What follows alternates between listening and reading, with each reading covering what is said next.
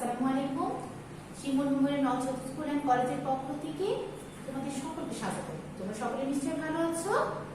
আমি আল্লাহর রহমতে ভালো আছি। আমি তোমাদের সাথে আছি মোহাম্মদ ফাহমিদা সিদ্দিকা মিনি, তোমাদের বাংলাদেশের বিষয় পরিচয়ের শিক্ষক। আজ আমাদের আবার নতুন একটা ক্লাসে দেখা না, এই ক্লাসটা আমাদের আগেও করেছি, তাহলে কি এটা রিভিশন ক্লাসের মতো, তাই না? আমাদের বার্ষিকে যদিও আজকে এটা প্রথম ক্লাস, তাহলে আজকে এই মুহূর্তে তোমরা নিশ্চয়ই সকলে সুস্থ আছো। আমি দোয়া করি সকলেই যেন সুস্থ থাকো। আর সুস্থতার জন্য কি সকলে কেন সুস্থ আছো? নিয়ম মেনে চলছো, তাই না? এবং যারা আরো এনার্জি পাচ্ছ না ক্লাস করার, যারা করতে পারছো না ঠিক মতো, তাদের কি তাদের হচ্ছে মনোযোগ দিয়ে সকল নিয়ম কানুন মেনে চলতে হবে। আর কি করতে হবে? আমাদের হচ্ছে পুষ্টিকর খাবার খেতে হবে, রোগ প্রতিরোধ ক্ষমতা বাড়াতে হবে, বাইরে গেলে আমাদের মাস্ক ব্যবহার করতে হবে, হাত সাবান দিয়ে ধুতে হবে। প্রতিদিন মিশ্রা একই কথা বলে, তাই না? কিন্তু কেন কথা বলে যেন তোমরা স্মরণ করে প্রতিদিন নিয়মগুলো মেনে চলো এবং সুস্থ থাকো এবং মনোযোগের সাথে এনার্জেটিক ভাবে ক্লাস করতে পারো, তাই তো? তাহলে আজকে আমাদের ক্লাস কি? আজকে আমাদের বাংলাদেশের বিষয় পরিচয় কোন অধ্যায়ের ক্লাস হবে? নবম অধ্যায়ের ক্লাস হবে। অধ্যায়ের নাম কি? আমাদের দায়িত্ব ও কর্তব্য, পাঠ 1-2। আজকের পাঠ থেকে আমরা কি জানতে পারবো, তাই না? তুমি কি করতে পারবে? সমাজের প্রতি আমাদের দায়িত্ব ও কর্তব্য সম্পর্কে বলতে পারবে, রকিবের গল্প সম্পর্কে বলতে পারবে, বয়স্কদের প্রতি আমাদের দায়িত্ব ও কর্তব্য সম্পর্কে জানতে পারবে, বাড়িতে ও বাড়ির বাইরে নিরাপত্তা রক্ষা সম্পর্কে ধারণা লাভ করবে, তাই না? ওটাও বলতে পারবে। আচ্ছা, আজকের আলোচ্য বিষয় কি? আলোচ্য বিষয় হচ্ছে সমাজের প্রতি আমাদের দায়িত্ব ও কর্তব্য, রকিবের গল্প, বয়স্কদের প্রতি আমাদের দায়িত্ব ও কর্তব্য, বাড়িতে ও বাড়ির বাইরে নিরাপত্তা রক্ষা। তাহলে আমরা আলোচনায় চলে যাই, তাই না? তাহলে কি আমরা বলছি? প্রথমে দেখলাম সমাজের প্রতি দায়িত্ব ও কর্তব্য। এখানে সমাজের প্রতি, সমাজে আমরা কি সামাজিক জীব, সমাজে আমরা বসবাস করি এবং সমাজ আমাদের বিভিন্ন সুযোগ সুবিধা দিয়ে থাকে, তাই না? প্রতিনিয়ত আমরা সমাজের কাছ থেকে সুযোগ সুবিধা পেয়ে আসছি। তাহলে এই যে সব সুযোগ সুবিধা পেয়ে আসছি এবং সুযোগ সুবিধা যেন আরো ভালোভাবে পাই, তার জন্য আমাদের তো কিছু দায়িত্ব কর্তব্য রয়েছে, তাই না? তাহলে কি কি দায়িত্ব কর্তব্য রয়েছে আমাদের? ছোটদের প্রতি ভালোবাসা ও দেখাশোনা করা। সমাজে ছোট বড় অনেকেই থাকে, আমাদের ছোটদেরকে যদি আমরা ভালোবাসি, দেখাশোনা করি, তাহলে কি হবে? তারা বড়দের শ্রদ্ধা করবে এবং ছোটরা খুব অনুকরণ করবে। তার জন্য তাদের সামনে সবসময় ভালো কাজ করতে হয় এবং যখন দেখা যাচ্ছে খারাপ কাজ করা হচ্ছে, তখন সেটাও সে অনুকরণ করে ওই খারাপ কাজটা করে। এবং তখন আমরা বড়রা কি বলে থাকি? এটা করা যাবে না, তাই বলি না? এটা করা যাবে না, ওটা করা যাবে না। কিন্তু আমাদের অবচরে দেখা যাচ্ছে যে ওই কাজটা আমরা বড়রা কেউ করেছি। তাহলে কি আমরা নিজেরা করবো আর ছোটদের মানা করবো? তাহলে কি হবে? তাহলে আমাদেরকে সঠিকভাবে চলতে হবে। ছোটদের সামনে নিজের কোনো সমাজেই আমরা ভুল কাজ করবো না, আর ছোটদের সামনে তো করবোই না, তাই না? তাহলে ছোটদের প্রতি ছোটদেরকে আমরা ভালোবাসবো ও তাদের দেখাশোনা করবো। সবার উপকার করার চেষ্টা করা, আমরা সবার উপকার করার চেষ্টা করব। আমাদের বাড়ির মানুষের, আমাদের আশেপাশের মানুষের, সমাজের মানুষের আমরা উপকার করার চেষ্টা করব। উপকার করার চেষ্টা করা যদি আমাদের এই মানসিকতাটা তৈরি হয়, তাহলে দেখা যাচ্ছে আমাদের সমাজটা অনেক সুন্দর হয়ে যাবে এবং আন্তরিকতায় ভরপুর হয়ে যাবে। সকলের ভালো চিন্তা করবে, কেউ কারো খারাপ চিন্তা করবে না। খারাপ করতে দেখলে সেটা থেকেও নিরাপত্তা বা তাকে সমাধান দেওয়ার চেষ্টা করবে, তাই না? তাকে ওই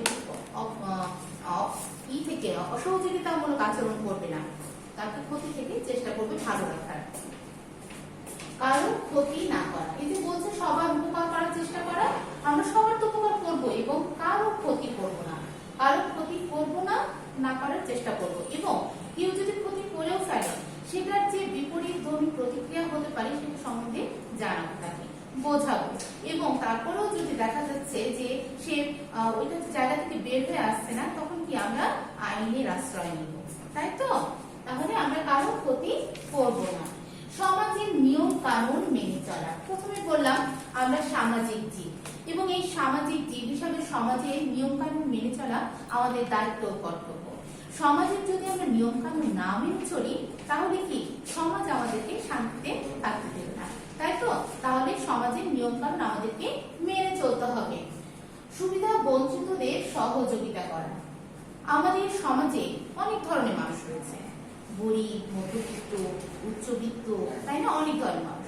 সেই যে মানুষ, এত ধরনের মানুষ রয়েছে, তার ভিতরে কিছু রয়েছে সুবিধা বঞ্চিত, অর্থাৎ তারা মৌলিক অধিকার থেকে বঞ্চিত। খাদ্য, বস্ত্র, বাসস্থান, শিক্ষা, চিকিৎসা সঠিকভাবে তারা পায় না, তাই না। তাহলে কি করতে হবে?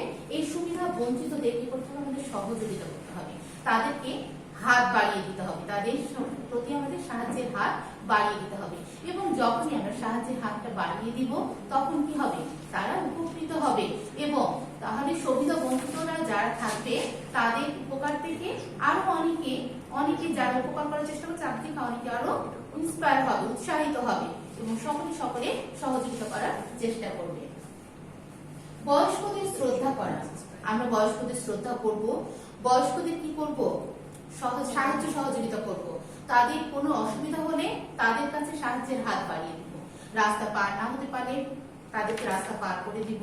তারা নিজে কোনো কিছু পড়ে গেছে, তুলতে পারছে না, বৃদ্ধ বয়স, তাই না, তাদের সকল কাজ সঠিকভাবে সমর্থন করতে পারে না, নিজের কাজগুলো নিজে করতে পারে না। তার জন্য আমাদেরকে কি করতে হবে? তাদেরকে সহযোগিতার হাত বাড়াতে হবে। আমি একটু তুলে দিলাম, আমি একটু কারো জিনিস তুলে দিলে কি আমার অসম্মান হবে? না ছোট্ট বন্ধুরা, আমাদের অসম্মান হবে না, বরং আমি যদি কারো হাতের কাছে সাহায্যের হাত বাড়িয়ে দিই, তাহলে বরং অন্য এটা থেকে উপকৃত হবে এবং আমাদের সমাজটা আরো সুন্দরভাবে গড়ে উঠবে। আমরা এখানে একটা ছবি দেখতে পাচ্ছি, এখানে বলছে সুবিধা বঞ্চিতদের সহযোগিতা করা, তাই না। এখানে একটা ছবি দেখতে পাচ্ছি, লেখা আছে 1 টাকায় আহার। হ্যাঁ, এখানে হচ্ছে 1 টাকায় আহার। এখানে আমরা অনেকেই মানুষ আছে যারা গরিব, হ্যাঁ, অনেক গরিব, কিন্তু এই গরিবতার জন্য আমাদের কিন্তু সম্মান বোধটা কিন্তু অনেক সময় বেশ দৃঢ়ভাবে কাজ করে। আমরা কারো কাছে হাত পাততে পারি না, বিনা পয়সা কোনো কিছু নিতে পারি না। তার জন্য হচ্ছে কি, কখনো কখনো এই বিদ্যানন্দ একটা সংস্থা আছে, সেটা হচ্ছে কি, তাদের টাকার বিনিময়ে খাদ্য দেবে, কিন্তু 1 টাকায় বলতে 1 টাকার জিনিস যে দিচ্ছে তা কিন্তু নয়, তাদের একটা মানসম্মত জিনিস দিচ্ছে। কিন্তু যেহেতু বিনা পয়সায় বলা হয় যে বিনা পয়সা নিলে ভিক্ষা করা হচ্ছে, এরকম বলা হয়, তাই না। তাহলে বিনা পয়সায় নিলে যে সম্মানবোধটা কাজ করে না, তার জন্য টাকার বিনিময়ে এখানে খাদ্য দিচ্ছে। আবার এখানে কি অনেক শিশু রয়েছে, হ্যাঁ, তাদেরকে কি করছে? খেতে দিচ্ছে। তাহলে এরা হচ্ছে সুবিধা বঞ্চিত শিশু। সুবিধা বঞ্চিতদের আমরা কি করব? সাহায্যের হাত বাড়িয়ে দিব। বড় ও ছোটদের প্রতি স্নেহ ভালোবাসা। এখানে আমরা 2টা হাত দেখতে পাচ্ছি, 2 জোড়া হাত দেখতে পাচ্ছি। 2টা হাত বৃদ্ধ বয়সে মানুষের এবং 2টা হাত আমাদের ছোট বয়সের মানুষের। তাহলে কি করছে? যে এই যে আমাদের মতো আমাদের ছোট শিশুরা সাহায্যের হাত বাড়িয়ে দিয়েছে বৃদ্ধদের কাছে, তার মানে এখানে সহযোগিতা, তাকে কোনো কাজে সাহায্য করছে। এবং এই সাহায্যের ক্ষেত্রে কি হবে? ছোট এবং বড়দের ভিতরে যে আন্তরিকতাটা, এটা খুব সুন্দরভাবে বজায় থাকবে। এখানে আমরা আরেকটা ছবি দেখতে পাচ্ছি, একজন বয়স্ক মহিলা একটা শিশুকে আদর করছে। হতে পারে সে মা, হতে পারে কি প্রতিবেশী, হতে পারে অন্যান্য আত্মীয়, তাই না। তাহলে এখানে কি ছোটদের স্নেহ ভালোবাসাতে জড়িয়ে রেখেছে বড়রা, তাই না। তাহলে আমাদের আচরণগুলো এরকম হতে হবে। সমাজের প্রতি আমাদের দায়িত্ব ও কর্তব্য। তাহলে এখানে বলা আছে সমাজের সম্পদ সংরক্ষণ করা। ওই যে আমরা সামাজিক জীব, তাহলে সামাজিক জীব হিসেবে সমাজকে সুন্দর রাখতে কি করতে হবে? সমাজের সম্পদ সংরক্ষণ করতে হবে। যেমন পার্ক, খেলার মাঠ, রাস্তাঘাট, তারপর অন্যান্য শিক্ষা প্রতিষ্ঠান, বিভিন্ন সংস্থা ইত্যাদি সবকিছু দেশের ভিতরে, সমাজের ভিতরে যা কিছু রয়েছে সবকিছু আমাদের সংরক্ষণ করে রাখা আমাদের দায়িত্ব। তাহলে আমাদেরকে এইসব সমাজের সম্পদগুলো সংরক্ষণ করতে হবে। রাস্তায় নিরাপদ থাকা, আমাদের রাস্তায় নিরাপদ থাকতে হবে এবং এই নিরাপদ থাকার জন্য কি করতে হবে? রাস্তার নিয়ম কানুনগুলো মেনে চলতে হবে, ট্রাফিক আইন মেনে চলতে হবে এবং রাস্তার নিয়ম কানুনগুলো জানতে কি করতে হবে? আমাদের মেনে চলতে হবে, অন্যকেও জানাতে হবে যারা সঠিকভাবে চলে না, তাই না। অপরিচিত মানুষ থেকে সাবধান থাকা। অপরিচিত মানুষ, আমরা চকলেট খেতে খুব পছন্দ করি, চকলেট আইসক্রিম খেতে খুব পছন্দ করি না, কেউ দিলেই খেয়ে নিব, তাই তো না, এটা করা যাবে না। আমাদের পরিচিত মানুষ যখন দিবে তখন সেটা খাবো, আর যখন অপরিচিত মানুষ দিবে তখন কিন্তু আমরা সেটা মোটেই খাবো না। কেন খাবো না? হতে পারে সে একজন ভালো মানুষ, কিন্তু এটাও তো হতে পারে সে একজন খারাপ মানুষ, তার মতলব খারাপ আছে, তাই না, সে অন্য ফোন দিয়ে তোমাদেরকে খাওয়াচ্ছে। তাহলে কি করতে হবে? অপরিচিত মানুষ থেকে সাবধান হতে হবে। এই জন্যই যে ওদের দেওয়া জিনিস যদি আমরা খাই, কখনো কখনো তারা অজ্ঞান করে আমাদেরকে নিয়ে চলে যেতে পারে, আমাদের শরীরের বিভিন্ন পার্টস বিভিন্ন জায়গায় বিক্রি করে দিতে পারে, এমনকি মানুষকেও বিক্রি করে দিতে পারে, বিভিন্ন খারাপ কাজে লাগাতে পারে। তাহলে এইটুকুই আমাদের অপরিচিত মানুষ থেকে বাঁচতে হলে তাদের থেকে দূরে থাকতে হবে, সাবধানে থাকতে হবে। আর অপরিচিত মানুষ কিছু খেতে দিলে আমরা অবশ্যই খাবো না। এখানে আমরা ছবি দেখতে পাচ্ছি সামাজিক সম্পদ সংরক্ষণ, আমরা একটু আগে বললাম। এখানে দেখা যাচ্ছে একটা রেল লাইন, ট্রেন যেটা বলে, হ্যাঁ এখানে এই যে ট্রেন, তারপর হচ্ছে ব্রিজ, তারপরে এখানে দেখা যাচ্ছে যে ভাঙচুর করছে একটা গাড়ি, এগুলো সবই আমাদের সামাজিক এবং রাষ্ট্রীয় সম্পদ। তাহলে এই যে সম্পদগুলো কি আমাদেরকে রক্ষা করতে হবে। এগুলো যে তৈরি করতে মানুষের সুবিধার জন্য এগুলো তৈরি করা হয়েছে, এবং এই সুবিধার জন্য তৈরি করে যদি আমরা নিজেরাই ভেঙে ফেলি তাহলে কি আমরা সুবিধা বঞ্চিত হব না? তাহলে কি আমরা আবার আমাদের সুবিধার জন্য আবার যখন তৈরি করা হবে তখন এই অবকাঠামোগুলো তৈরি করতে আবার অর্থের ব্যয় হবে, যে অর্থটা হয়তো বা মানুষের অন্য উপকারে কাজে লাগানো যেত। কিন্তু একই অর্থ যদি আমাদের একই উপকারের জন্য বারবার লাগানো হয় তাহলে তো আমাদের দেশের উন্নয়ন ঘটবে না, উন্নয়ন স্থবির হয়ে যাবে, আমাদের উন্নয়ন থেমে যাবে। তাহলে কি করতে হবে? আমাদের এই সম্পদগুলোকে সংরক্ষণ করতে হবে। এরকম ভাবে ভাঙচুর করা যাবে না। হতে পারে এটা ব্যক্তিগত গাড়ি, হতেই পারে, তাই না?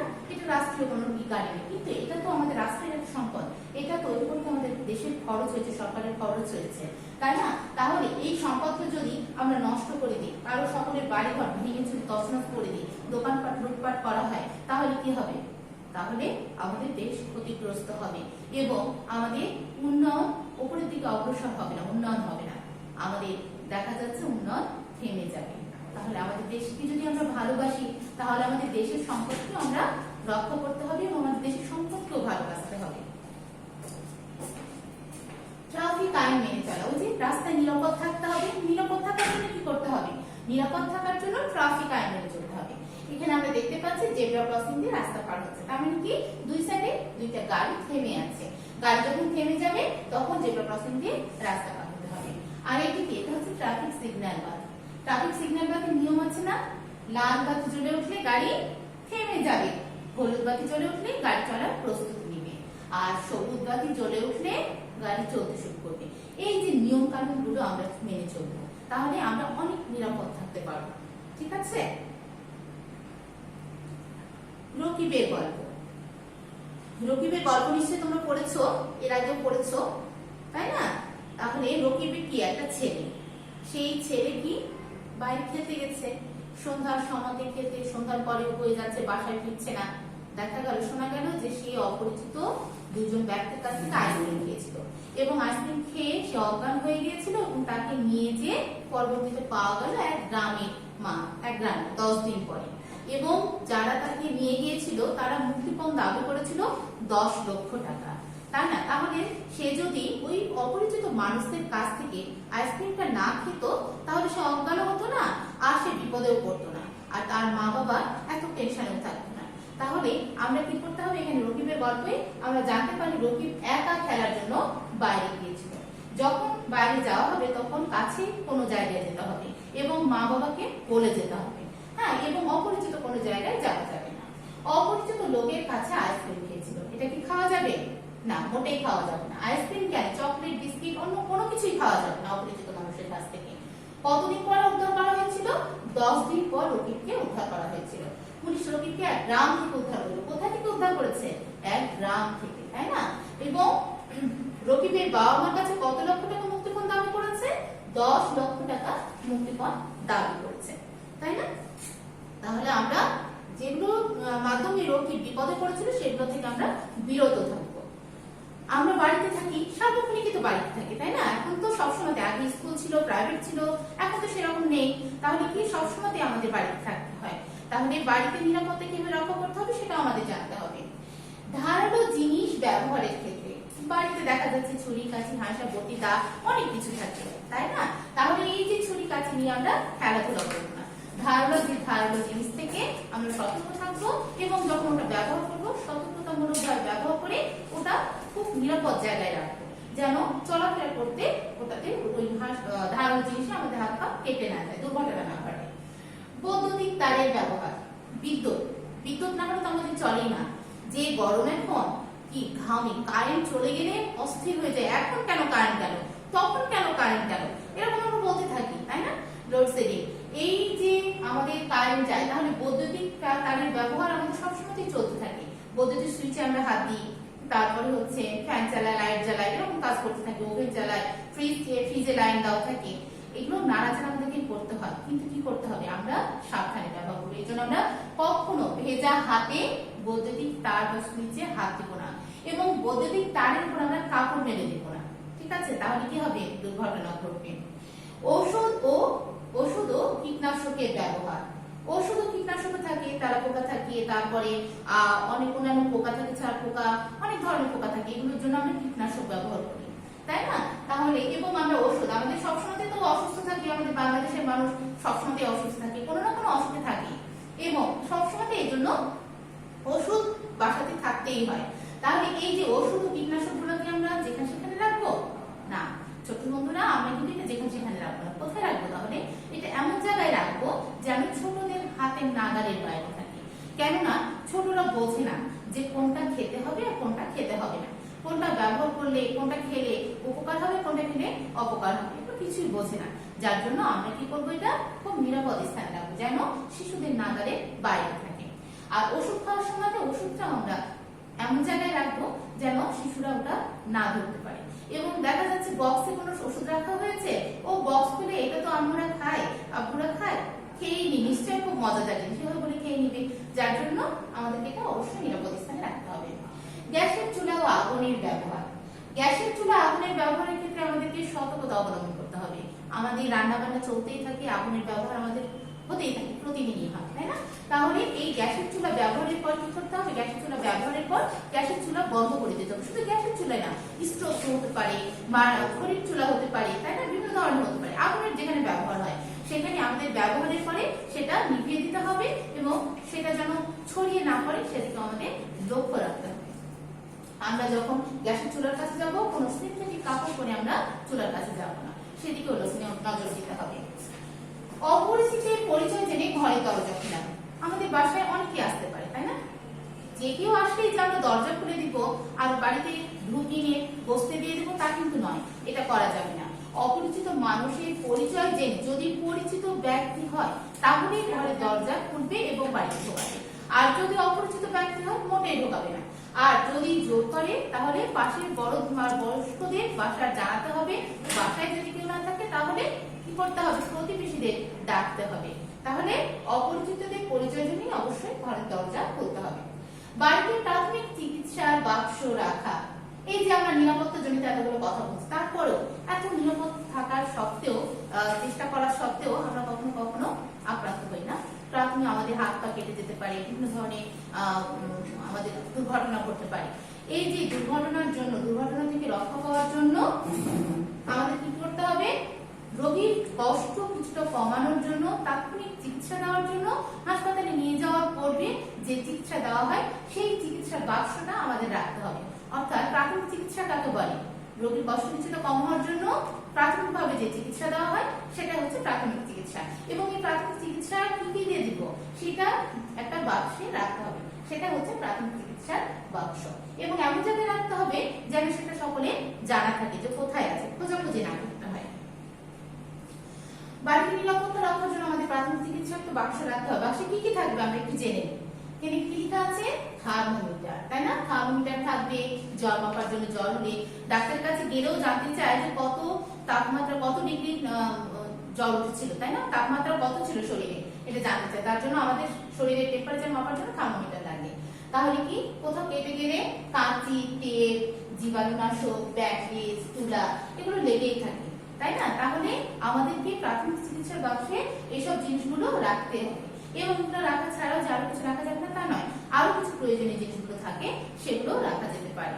তাহলে আমাদের বাড়িতে অবশ্যই একটা বক্সে, প্রাথমিক চিকিৎসার বক্সে কি করতে হবে, এসব জিনিসগুলো রাখলে আমরা সহজে চিকিৎসা দিতে পারবো, খোঁজাখুঁজি করতে হবে না। ছড়িয়ে ছিটিয়ে থাকলে খোঁজাখুঁজি করতে হবে, যেটা আমাদের সময় নষ্ট হবে এবং রোগীর কষ্ট বেড়ে যাবে। ঘরের বাইরে নিরাপত্তা। আমরা খেলতে পছন্দ করি, তাই না? তোমরা খেলতে পছন্দ করো, বাইরে যদি এখন খেলা যাচ্ছে না, কিন্তু বাড়ির বাইরে তো যাওয়া হবে এবং আগেও যেতে, তাই না? তাহলে কি নিরাপত্তা সম্পর্কে আমাদের জানতে হবে। কি কি বিষয় আমরা জানবো, দেয়াল বা গাছ বেয়ে না ওঠা। দেয়ালের উপর ওঠা যাবে না, দেয়ালের উপর কি হতে পারে, দেয়ালের উঁচু দেয়াল হলে পড়ে হাত পা ভেঙে যেতে পারে। গাছ বেয়ে ওঠা যাবে না, গাছ বেয়ে উঠলে কি হবে, ডাল ভেঙে যেতে পারে, সেটাতেও কোনো আমাদের অঙ্গ প্রত্যঙ্গ ভেঙে যেতে পারে বা ক্ষতিগ্রস্ত হতে পারে। লাফালাফি না করা, লাফালাফি তো করতেই হবে তাই না, না হলে কি হবে, আনন্দ পাওয়া যাবে, কিন্তু লাফালাফি করারও একটা লিমিট আছে, সেই লিমিটে ক্রস করা যাবে না, ঠিক আছে। যেন আমাদের এমন ভাবে লাফালাফি করবো না আমরা যেন আমাদের দুর্ঘটনা ঘটে, আমাদের কোনো শরীরের ক্ষতি হয় না।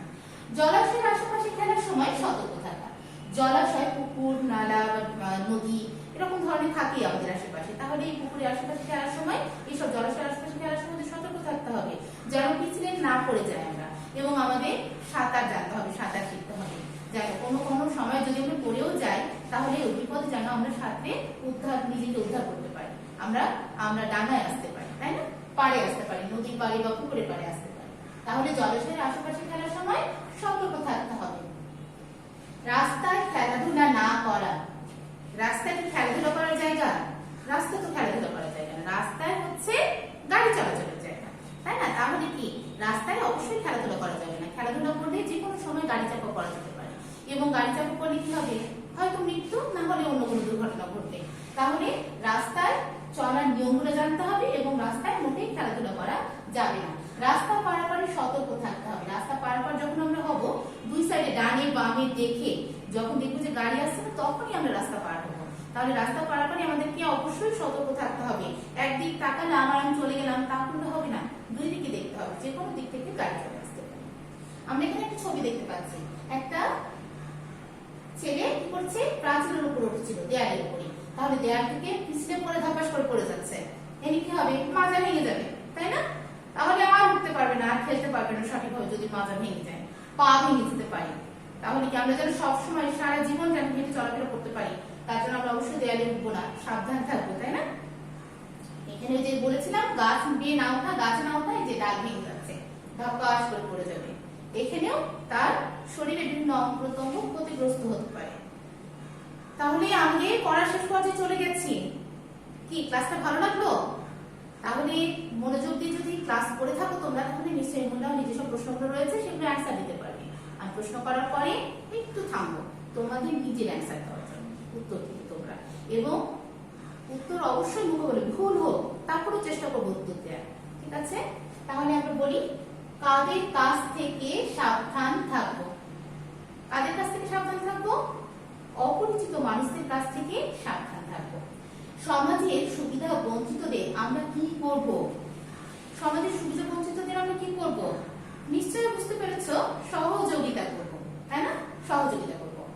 ছুরি কাঁচি জাতীয় ধারালো জিনিস কিভাবে ব্যবহার করা উচিত, ছুরি কাঁচি জাতীয় ধারালো জিনিস সাবধানে ব্যবহার করা উচিত, খুব সাবধানে ব্যবহার করতে হবে।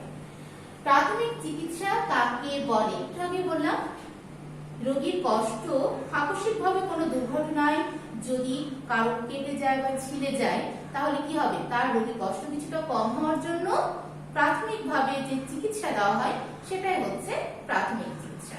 আর এই প্রাথমিক চিকিৎসার জন্য আমরা কি রাখবো, প্রাথমিক চিকিৎসার বাক্স রাখবো। তাহলে প্রাথমিক চিকিৎসা কাকে বলে আমরা জানতে পারলাম না, এটা ভালো করে নিবে। হ্যাঁ, ওষুধ ও কীটনাশকের গায়ে নাম লিখে রাখতে হবে, কেন, কারণ ওষুধ ও কীটনাশকের গায়ে যদি নাম না লিখে রাখা হয় তাহলে যে কোনো সময় বিপদ হতে পারে, এবং শিশুদের নাগালের বাইরে রাখতে হবে যেন এই বিপদ থেকে আমরা রক্ষা পেতে পারি। তাহলে ছোট বন্ধুরা, আজকে আগামী দিন তোমাদের নবম অধ্যায়ের উপরে টপ প্লেস নাম হবে, রিভিশন টপ প্লেস পার্ট 1-2 তাই না। আর পরে কি ছোট প্রশ্ন, অতীত 11 থেকে 13, 18 থেকে 19, এবং বড় প্রশ্নের অনুশীলনী 1 ও 2 নং। তাহলে তোমরা ভালো থাকো, সুস্থ থাকো এবং মনোযোগ সহকারে পড়াশোনা করো। আর টপ লিস্ট গুলো অবশ্যই লিখবে ভালো করে, হাতে লেখা ভালো করতে হবে, লেখা যেন সুন্দর হয়, মিস দেখলেই যেন খুশি হয়ে যায় তাই না। আচ্ছা, সেই পর্যন্ত তোমরা ভালো থাকো, আসসালামু আলাইকুম।